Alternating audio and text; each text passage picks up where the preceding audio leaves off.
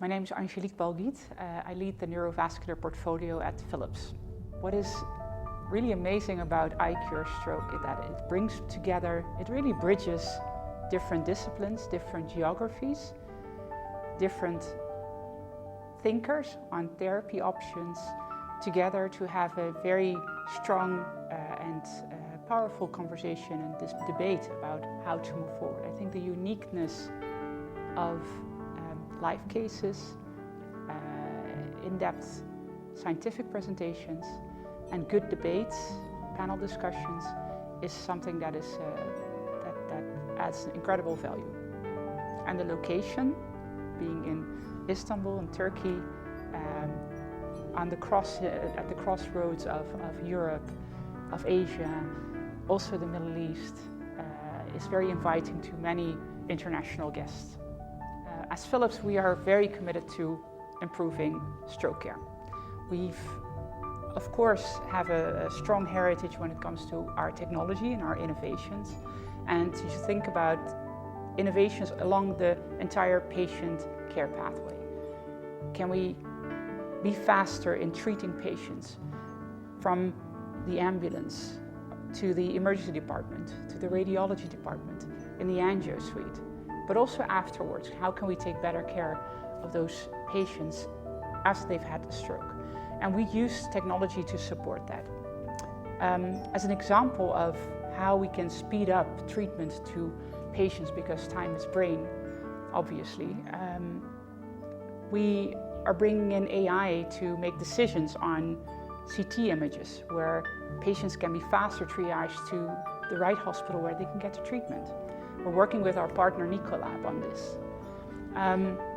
Another example is actually our strong commitment to the direct-to-angio suite approach. Direct-to-angio suite is a workflow change that basically allows patients to go straight from the emergency department into the angio suite to get the thrombectomy treatment. This is a workflow that we as a company have strongly believed in for many years now. And as just two examples of how we try to support that is we've started to sponsor a randomized controlled trial, the We Trust trial, already years ago, with many actually of the investigators are in this room with us today, to show that this indeed is going to reduce the time to treatment for patients, and with that hopefully improve treatment outcome.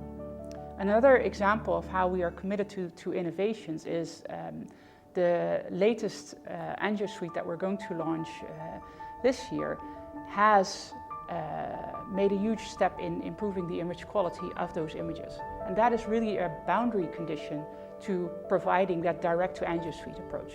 It means that we can do diagnosis more confidently in the angio suite by using simply the equipment that is available there, and therefore reducing the need to make a stop at the radiology department for those stroke patients where time is of the essence and we need to act fast. If we can add another example of what we do to improve the lives of stroke patients, think about the impact of patients after they've had a stroke. Often there's a lot of insecurity about those patients. Will they have another stroke? Because that happens actually in quite a number of those patients. So understanding the reason why the stroke happened in the first place is an important consideration. To eliminate that reason that cause of the stroke, atrial fibrillation, so a defect of the arrhythmia of the patient, can have a role there. And is very often actually a cause of a stroke. So being able to detect atrial fibrillation in those patients after they've had a stroke is something that we also developed solutions for, to be able to monitor that directly after the stroke and be able to offer that to all the stroke patients that have been admitted to a hospital. Another way of where technology can really make an impact to reduce the burden for stroke patients. So besides the innovation and technology work that we do in the field of stroke, we've recently also become the proud partner of the Global Stroke Action Coalition. This is a coalition of various societies as well as some key industry leaders that are joining forces to improve access to stroke care.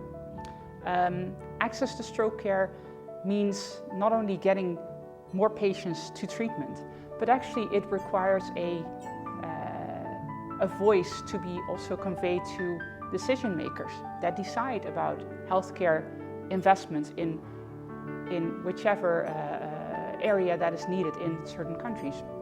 So what we are doing in that initiative is we try to create one voice that is also aimed at policymakers and governments to be aware about the gap that stroke care is at, because we have a big gap in how much treatment access is available for stroke patients across the world.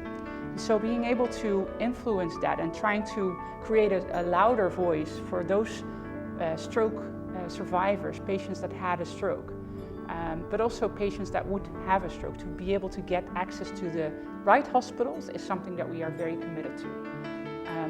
There will actually be a launch of this global stroke action coalition the week that we are here now. So this is a very important moment, and this is another thing that Philips is very proudly part of. It's an honor to be here and to be part of this community. I think it really is a very warm and engaging community. If I listen to the conversations in the room, the debates, the gigantic passion that you see with all those physicians, it is truly amazing to see, and it's just making me proud to be part of that.